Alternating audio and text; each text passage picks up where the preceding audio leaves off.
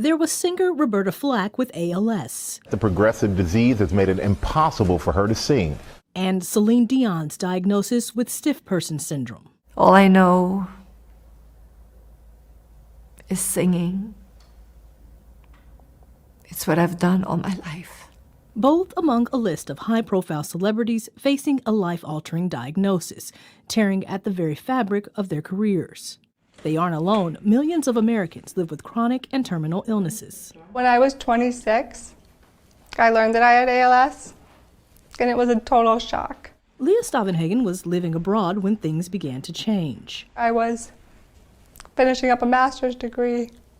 I had a boyfriend. I was living in France. So it really turned my life upside down. We came into the doctor's office. Everything sounded like Charlie Brown's teacher, womp, womp, womp, womp, womp. All I heard was, you have a motor neuron disease. Father of four, Maceo Carter says before his ALS-like diagnosis, he dreamed of becoming a chef. Shelley Hoover, who was diagnosed with ALS at 47, uses eye gaze technology to communicate. We chatted via email. Before her disease progressed, she was a middle school principal, telling me it was very hard leaving the career and people I love so much. My job as an educational and community leader was also much of my identity.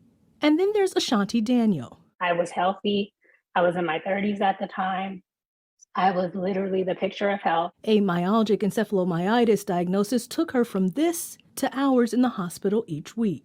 Each person tells me they had to adjust to a life that was far different than anything they'd ever imagined. My career, my parenting, my ability to just walk independently. I had to stop going on runs, stop going to the gym, stop using stairs, be reliant on a wheelchair. When these life-altering diagnoses or conditions happen, we feel like, oh, who am I?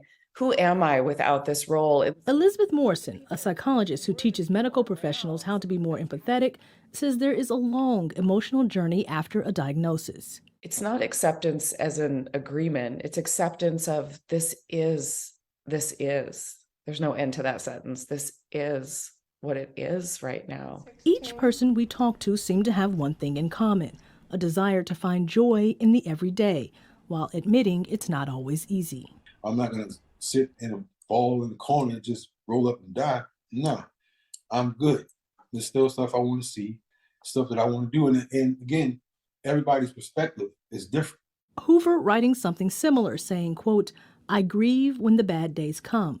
Then I return to gratitude as soon as I can. Morrison says a support system and support groups are pivotal. Some of the suffering comes from feeling alone or feeling like no one understands. Advocacy work can also bring a new meaning to life. It's something the Carters have taken on, advocating for Black patients with ALS.